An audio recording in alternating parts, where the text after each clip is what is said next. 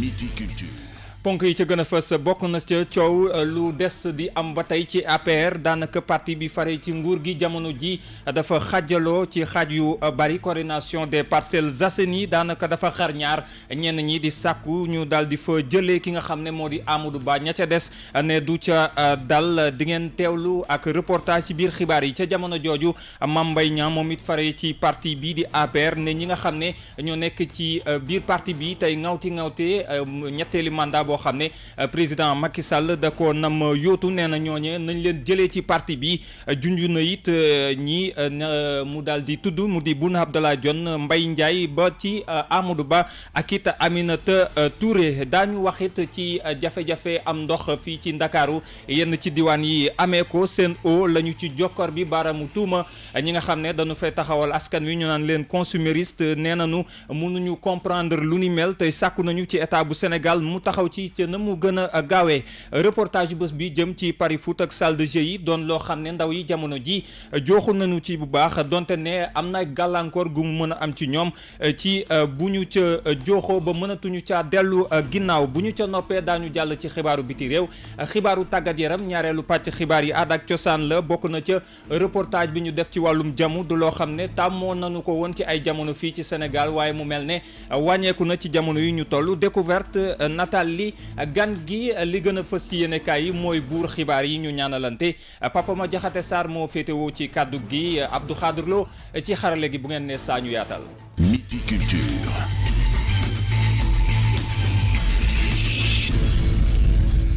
ñu tàmbali jotaayu xibaar yi ak nañ leen ko junjee woon waaye laata loolu njiitu réew mi Macky Sall ni ki tey ci altine ji dafa woolu ca palais de la République ab ndaje boo xam ne dañu ca war a waxtaanee tolluwaayu jàngoro ji lëmbee àdduna bi di coronavirus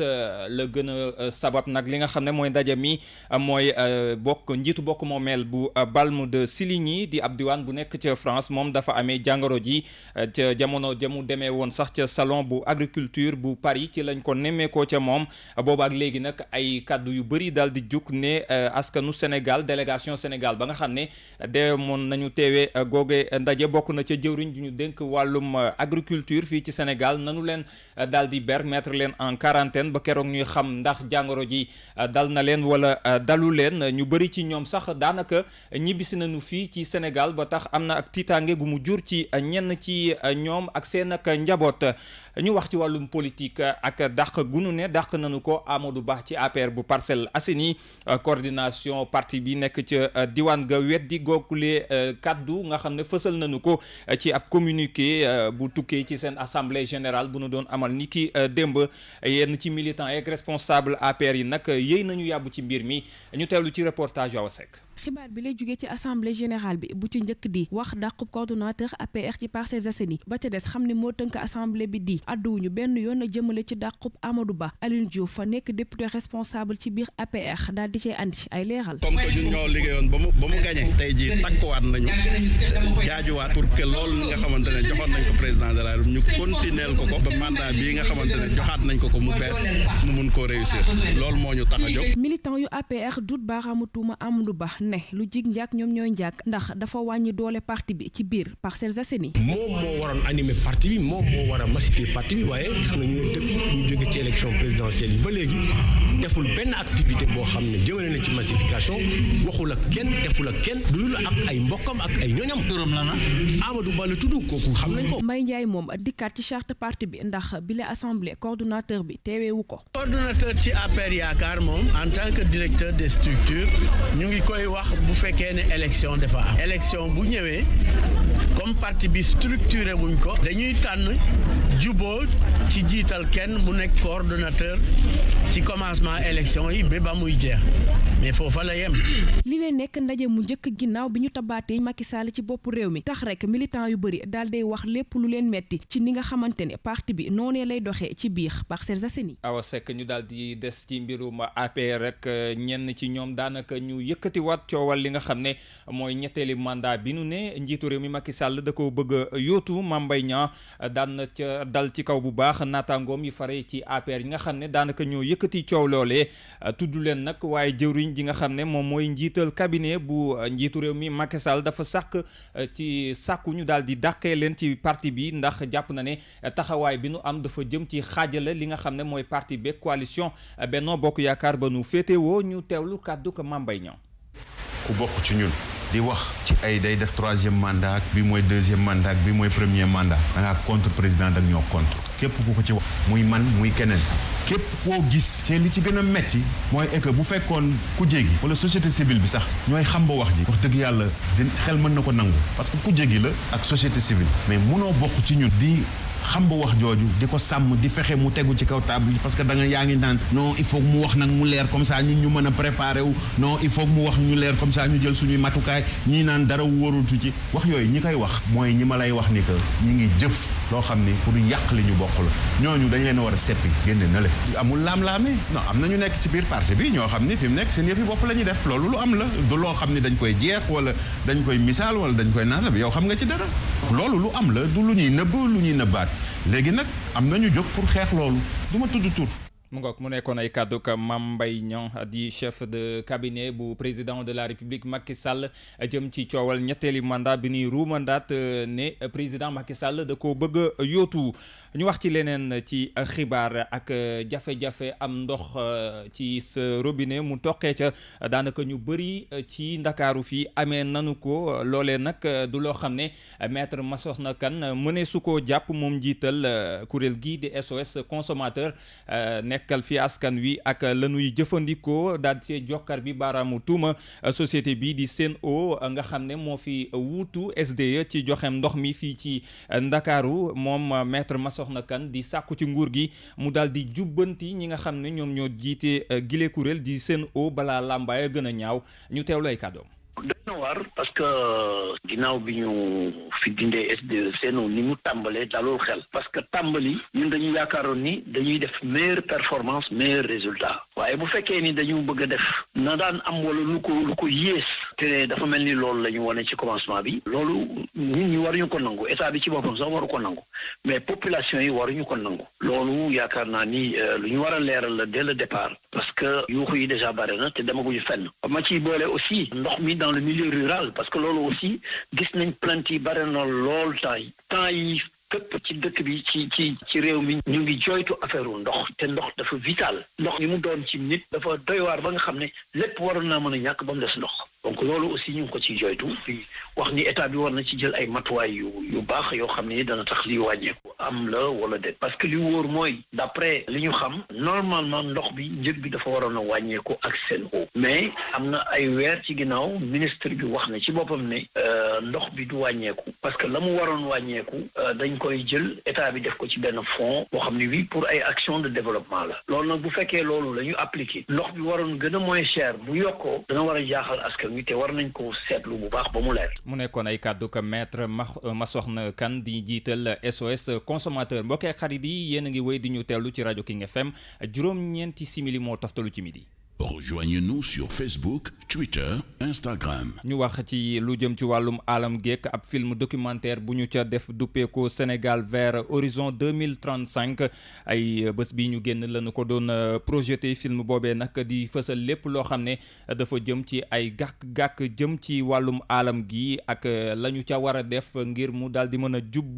ñu mën a jubbantikoo fii ak atum 2035 ndaje moomee nag amee woon fii ci Ndakaaru Aminata Ba teewoon na ca. Dakar, entre la fin des années 80 et les années 90, était tous les jours une expérience au plus près de la nature. ci teewaay mbooloo mu takku lañu daal di projeté bi le film documentaire ñu duppee Sénégal vers horizon 2035 ci kàllaamay nasaraan ci diirub fanweeri simili ak juróom Mamadou Sakho di initiateur bi. est-ce que fii léegi 2035 Sénégal bi ñu bëgg ci wàllu environnement ndax dinañ ko am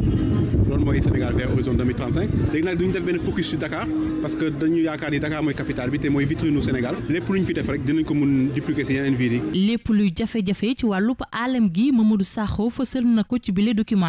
suñu xoolee déchets yi mi ngi fi ma ñëpp ñu ngi koy gis nga jël mbuus yi ñu ngi koy gis littoral bi surtout loolu moo ma soxal parce que man ba ma nekkee xale dama yàggoon di dem géej di sentir géej di ko gis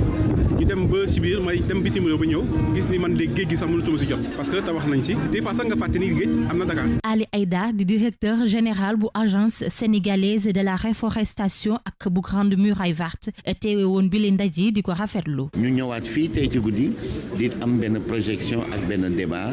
bi nga xam ni madame le maire sax fekk na ko pour wax lan mooy solution bi nag ñëpp d'accord nañu mooy mi ngi ci engagement nit yi pour ñu defar suñu capital. donc comme man yàlla dafa def may diriger agence de reforestation wax naa tamit ne war nañu am ci Dakar ay bois de ville war nañu defaraat place publique yi war nañu dem ci biir école yi jëmbat fa ay garab war nañu dem ci corniche bi que jëmbat fa ay garab ca xale yi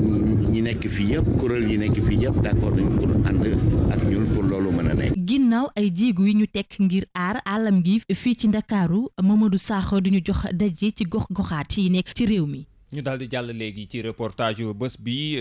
jamono yi nag nemmeeku nañu ne ndaw ñu bëri tàmm nañu di dem loolu ci salle de jeu yeeg li nga xam ne mooy bërëb ya ñuy amalee xeetu pom ñi di pari foot loolee nag ñu askan wi ñu dajal ci mbedd mi daanaka nemmeeku nañu ko te naqarlu ko it tey sàkku ci ku ne mu daal di am taxawaay ba ca war ba ci nguur gi ngir mën a faagaagal moomee mbir ngir bañ mu indil ay gàllankoor suñuy ndawu réew ñu teewlu ci reportage Ndeye Mati Dieng.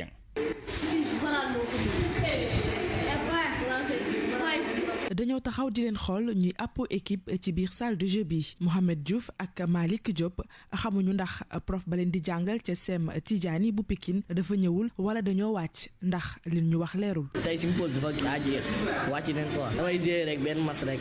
maa jàng ma wàcc ñëw fii 100 francs am na ay 100 francs am na ay 200 am na ay 1000 man moom sama yaay loolu yëpp ko moom. gune yeeg salle de jeu yu ñuy fréquenté dem ba di fa carte xaalis Alioune Badara Fall nii la ko gisee. salle de jeu yi conséquence logique la rek parents yi mënatuñu téye seen kër yi moo tax chaque jour dañuy dem ci salle de jeu yooyu noonu di fa fréquenter ba accro gisaat nañ fi leneen lu nekk ci wet gi muy ay pari foot bu ñu jógee ci salle de jeu yi ci pari foot lañ jëm bu ñu jógee ci pari foot yi dañuy màgg dañuy tàmm carte PMI la ñuy jëm ci kaw. Omar Talla ni xale yi farlu dëgg mooy tax ñu mucc ci bërëb yi ñuy carte xaalis. ñi nga xam ne dañuy yor salle de jeu dañuy xooli xale yi fa ñu nekk donc dañuy ñëw ba ci école bi daal fay uuf donc ba tax na xale bi su tàmmee foo boobu bu waroon a jàngi sax amaana mu daw jàng dem toog ci salle de jeu ba li gën a dangereux pari foot mu ngi toj dëkk bi xale yi bu ñu am 200 bu ñu am 300 bu ñu am ñu ngi koy teg ci pari foot xale boo ci fekk mu ngi braaye programme pari foot et ay ndaw suñu nekkee ci réew dañ la war a woon exemple ci koom-koom nan lañ koy am. ngir dakkal mbir mi le nguur gi dong moo ci mën dara di kàddu yi ñaar ñii. état bi moo ci war a fàggandiku parce que état bi salle de jeu boo dem bëgg koo tëj soo demee da lay génneel autorisation am ni la état bi moo ko autorisé. policiers yi jël leen yar leen mais ak nu ñu leen yeree parce que nekkul maanaam jël leen dóor leen wala muy loolu noonu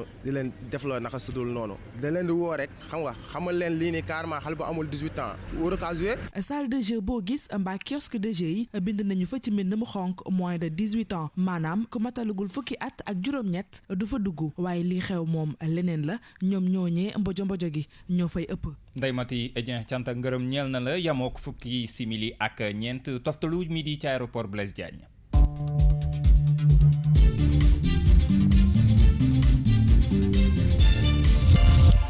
mbégte la ñuy am dalal ci studio bi Awa Seck ñu ngi lay nuyu. maa ngi lay fay Pape Sarr. ñu daal di dem ak yow ci xibaaru biti réew yi tàmbalee ko ca Soudan foofee nag dàqee nañu fa juróom fukki ambassadeur ya nga xam ne Omar El Béchir ma jiite woon réew moom moo leen tabboon. ni nga ko waxee noonu la ca Soudan fonctionnaire yi nga xamante ne dañ leen a tabboon ci régime Omar El Béchir daanaka rek ñu ngay wéy di leen di dàq ca secteur bu état bi niki samedi gii ñu génn lu tollook juróomi fukk ambassadeur ak itam juróom fukk ak benn diplomate daal di la ñuy dàq ca dëkk ba ñeneen yi itam dañ leen daal day remplacer maanaam jël seeni poste jox ko ñeneen.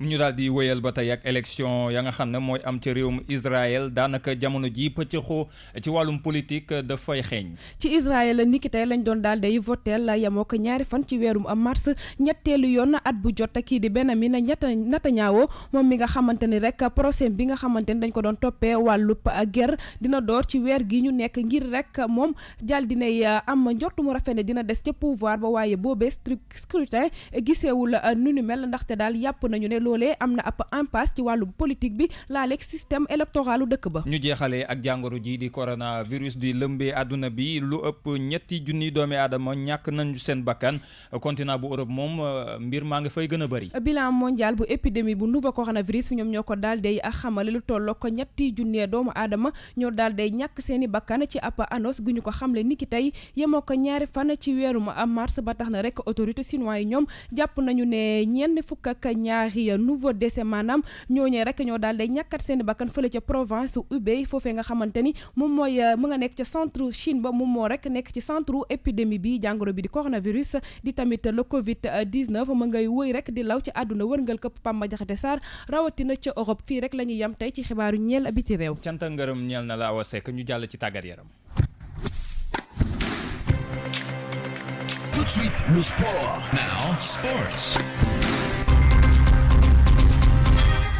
xibaaru tàggat yaram yi wàllum football la ñu koy tàmbalee Ligue 1 bu Sénégal Teungueth FC nag mu ngay gën a yokk li dox diggante mag ñi topp ci moom ci classement bu Ligue 1 bi ginnaaw fukk ak ñaareeli bëccëg yi nga xam ne amal nañu ko démb nag dafa fekki AS Pikine ca stade Alassane Djigo daan ko ñaari bal ci benn mu doon nag ak nërmeelu geneen goo xam ne waa Pikine yi am nañu ko kii leen di tàggat di Massamba Cissé jàpp ne équipe am bi ñu ci ëpp ay ndaw lan faw rek ñu daal di may leen ak dal ngir ñu mën a góorgóorlu suqalikuwaat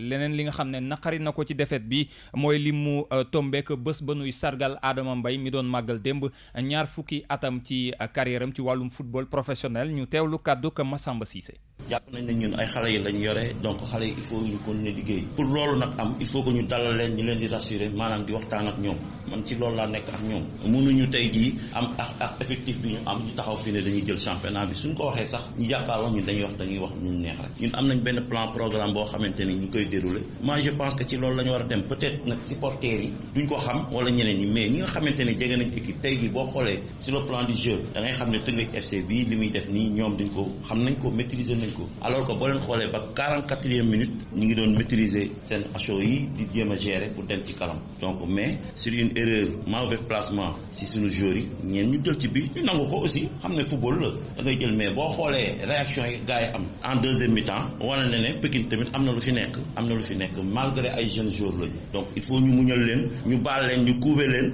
ñu liggéey entraîneur bi nag moom tout le temps gars yi dañuy jëlu si moom parce que moom mooy jiitu mënu ma bañ loolu moom ay jiitu donc tout le temps ku yi dina ñëw ñu koy fii dañ koy nangu rek ñu continuer liggéey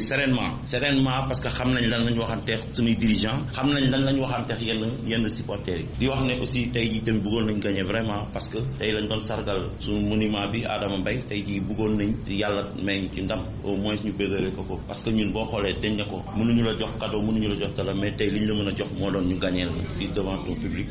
bi nga xamante ne defal nga leen lu nekk mais voilà yàlla dogal mu nga ko muy sargal goo xam ne démb ñu ngi ko doon amal Adama Mbaye foofee ca stade Alassane Djigo ba ca Pikine yeneen résultats yi ci Ligue 1 bi Génération Foot am ndam mën a nokkiwaat bu baax ginnaaw ba mu dalalee jàmbaar bu Saly daan ko ñetti bal ci dara SNEPS dafa daan Dakar Sacré-Cœur benn bal ci dara US Gorée naka noonu it la daal di daane AS Douanes benn bal ci dara Mbour Petite Côte ak Jaraaf danoo témboo ku nekk benn nga dugal ci sa kangi morom Casa Sport moom dafa daan Stade de Mbour benn bal ci dara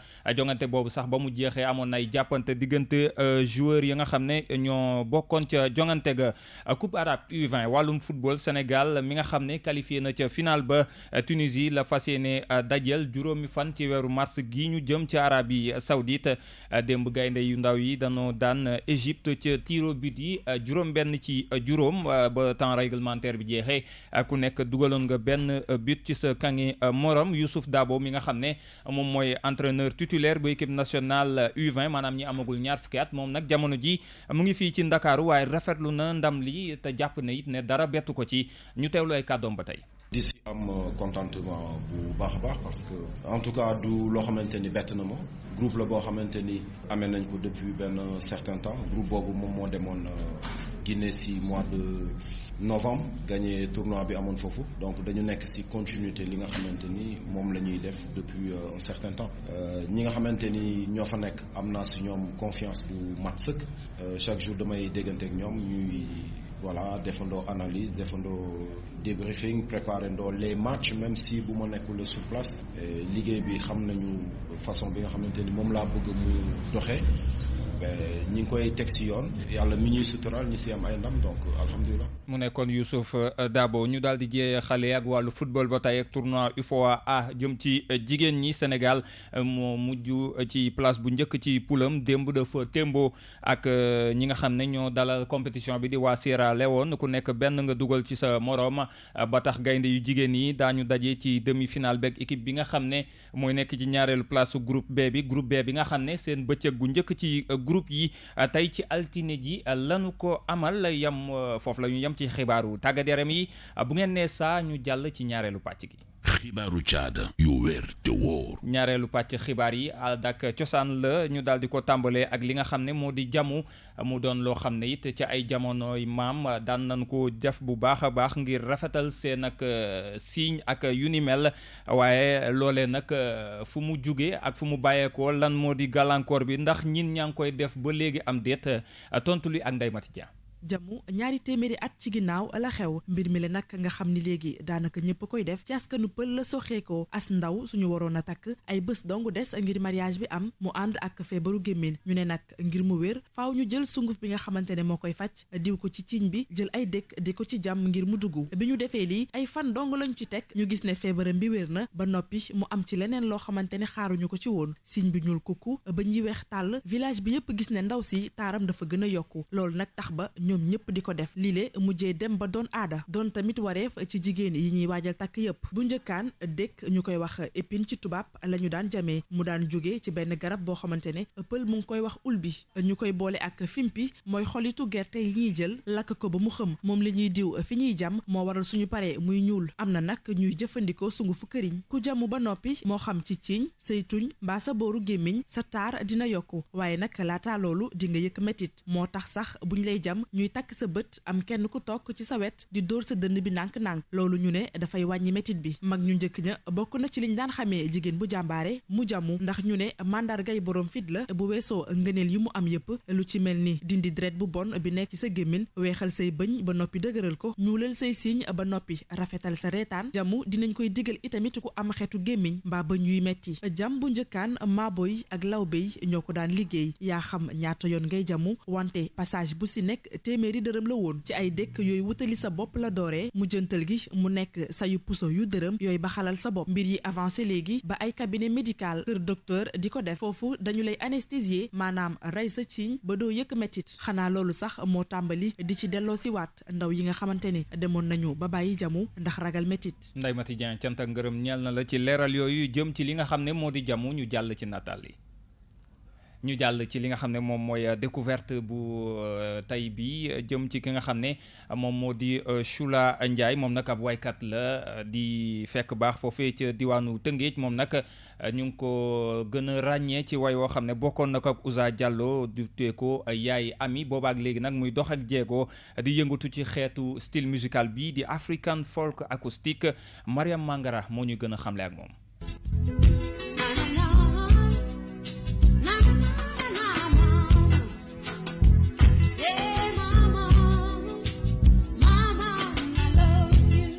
si woy bi nag di Yaay Ami mu ànd seek Père Ouza la Choula Ndiaye tàmbalee carrière musicale am si atum 1996 moom Choula Ndiaye doon sénégalaise juddoo nag fële sa Tëngéej mu doon artiste chanteur bu jàmbaare nag ndax bokk na si ay ONG yuy xeex rek lépp lu soxal jigéen. am naa yaakaar ne booy def musique ñaan nga yàlla liggéey bi ngay def nga marqué sa temps donc défi boobu la ñu nekk di jéem a relever waaye ci diggante bi nag dama am chance vraiment liggéey ci ay projet porteur avec ay ONG yu mag wala ay organisation yu mag yu nga xamante ne lu mel ni par exemple jàngum jigéen ak waa plan international jotoon naa ko def ak ñoom. mu juddoo si askanu lébu mu doon fierté si moom musique bi muy def da si fàttali fi mu jógee waaye it ku wax musique wax si askanu ngéwél moom Choula mu safoo loolu xaar Mbay ma jaaga Jabu Seck la Saint-Louisienne Fa Mbay Issa Diop ak yeneeni artiste Choula tànn rek style musical xarala bu uteek mbalax ñu duppee ko rek Africana folk acoustique. ñu ngi ci musique bi tey maa ngi def afro folk acoustique comme genre musical bu nga xamante ne dama jot a def gëstu bu yaatoo yaatu ci cosaanu Sénégal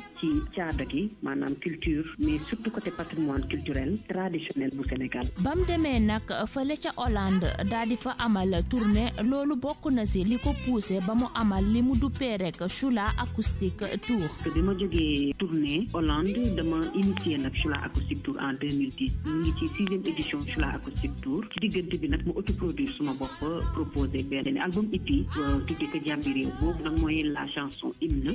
du Chula acoustique tour ba heure bi daal. Chula Ndiaye doon jàmbaar ñu ràññee ko si ay action sociale yi muy amal di si boole passion am muy musique fi mu toll nii nag mi ngi waajal album ak ay single.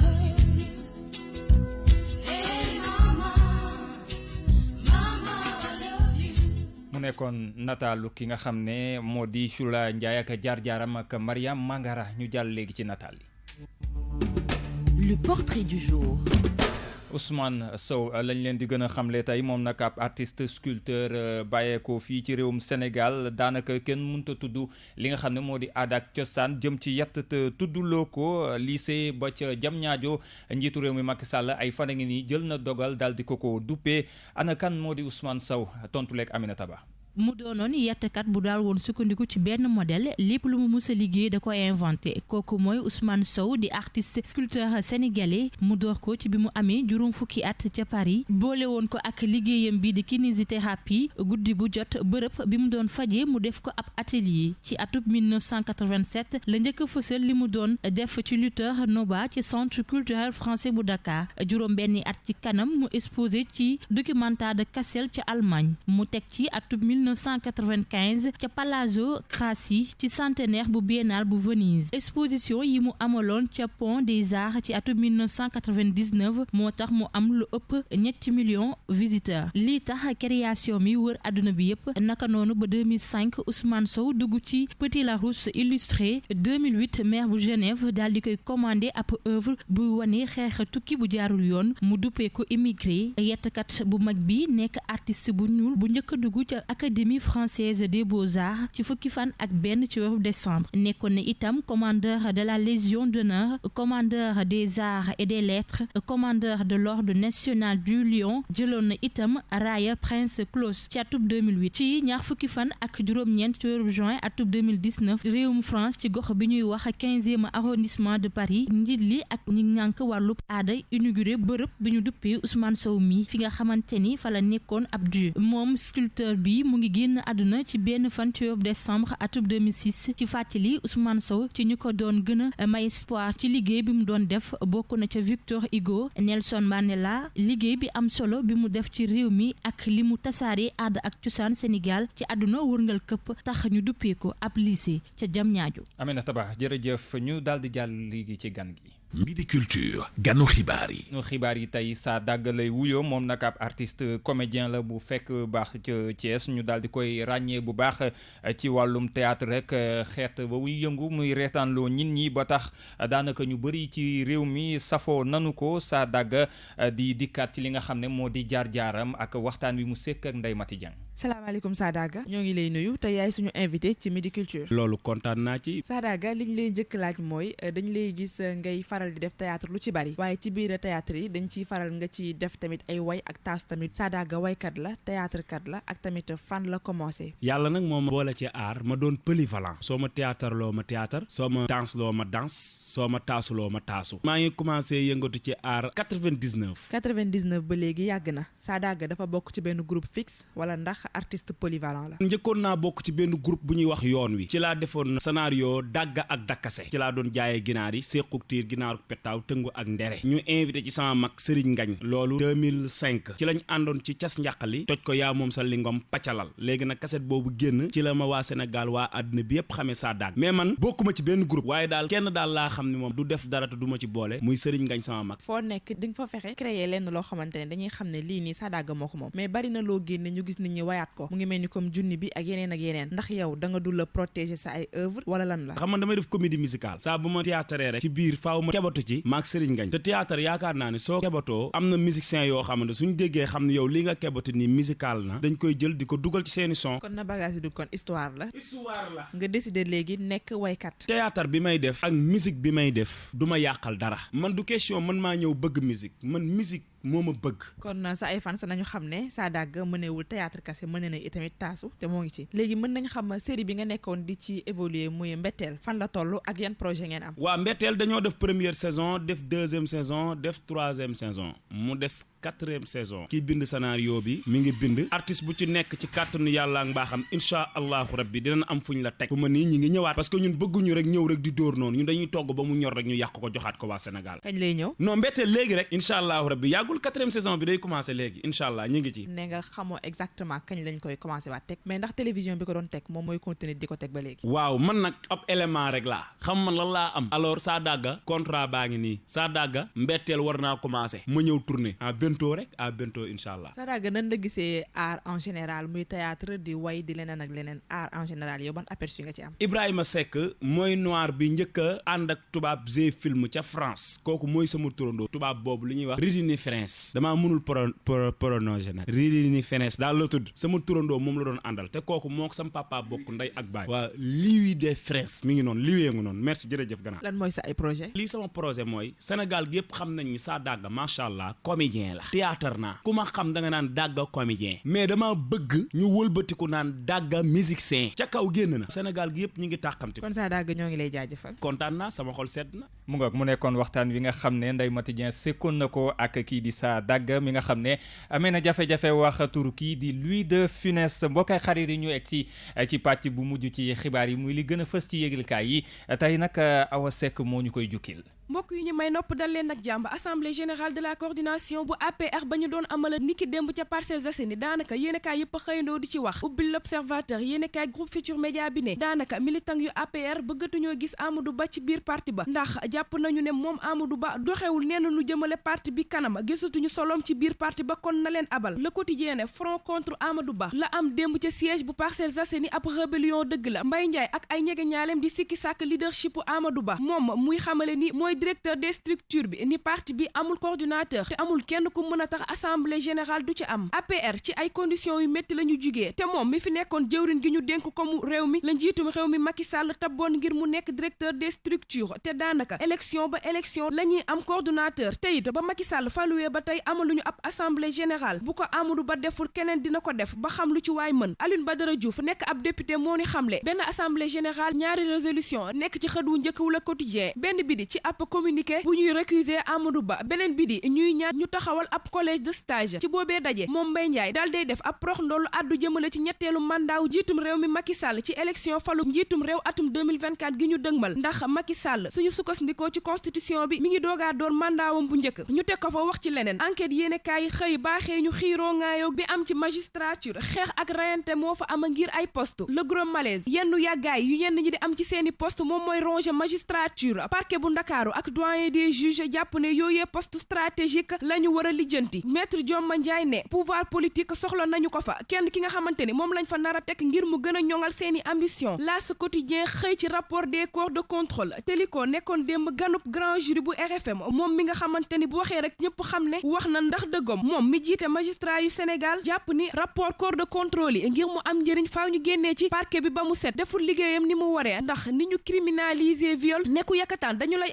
atteb ku rey xelam tey na ci ba yegg ca lool wax na itam ci doxalinu yenn magistrat yi daanaka dafa mel ni ku guuxaloon mer justice Sénégal lépp leeral na ko desandi ca L'As Quotidien bi la yoon wax ci leneen Siré Sarr génn ci tekkaaral gi mu nekkoon bi ñu jugee ci élection présidentielle yi ba tey moom mi nekk njiitum conseil d'administration de la loterie nationale sénégalaise di LONASE moo ne gisul mbindeef bu ko mën a texee bokk ci élection falum mairie ba ca Thiès benn dëkk ñaari gaar ci ab ndajeek jeunesse politique bi la ko daal day xamale yokku ca ne bu ko fi déggi bàyyee gisul lu koy teree bokk ci yooyee élection pëccëxoo am ci conseil d'administration bu Sarr journal Rue 15 angle corniche bi xëy def ci ab taxaw seetlu gu yaa jëmale ci lu ëmb démission Khadim Ba ci boobee conseil lu tolloo ko 40 milliards ci suñuy koppar moo daal dina mëy ba fii kenn xamul fu mu dugg bokk na ci lu tax moom Xaadim daal day doyal sëkk ci biir SAR di société africaine de raffinage bu Serigne Mboup jiite boobee société jamono ji mu ngi ci ay guddi yu bër setagul te fii ak ay bés boo mayul dëkk bi dinañu am ay jafe-jafe laa lekk wàllum hydrocarbure daana lekk ci wàllum tàggat yaram stade xëyee nataalu Ismaïla Sarr nekk ab football kat ci Sénégal moom ay jéego yu rëy la def ci samedi gi ñu génn ci match championnat Angleterre Liverpool bu Sadio Mané ñoo doon laaleeg Watford bu Ismaïla Sarr ñoom daal di leen di wuli yu metti door leen 3-0 Ismaïla Sarr daal day dugal ñaari bi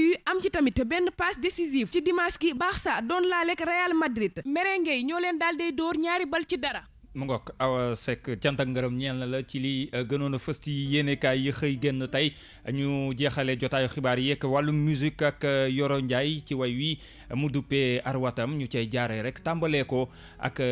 li nga xam ne moom mooy yoon wi jëm ci 8 mars gi nga xam ne mooy bëccëg bi àdduna wërngal këpp jagleel fanweeri simili ak juróom-benn moo farankulaayu ci mbir yi yamook fi ñuy yamale li nga xam ne moom mooy jotaayu xibaar yi Midi Culture jaajëfal ñu jàpp ci xibaar yi ba mu yemb bokk na ca Kaderlo ci xarale gi Lamine Ndiaye ci production bi Adja Gueye ci digital bi jaajëfal ñëpp ñi jàpp ci xibaar yi ba mu yemb di leen jaajëfal yéen it mbokk ak xarit di ñuy teewlu ci 99.4 3w.kingfm.sn di leen ñaanal jàmm te di ko sàkku ci yéen. Midi Culture.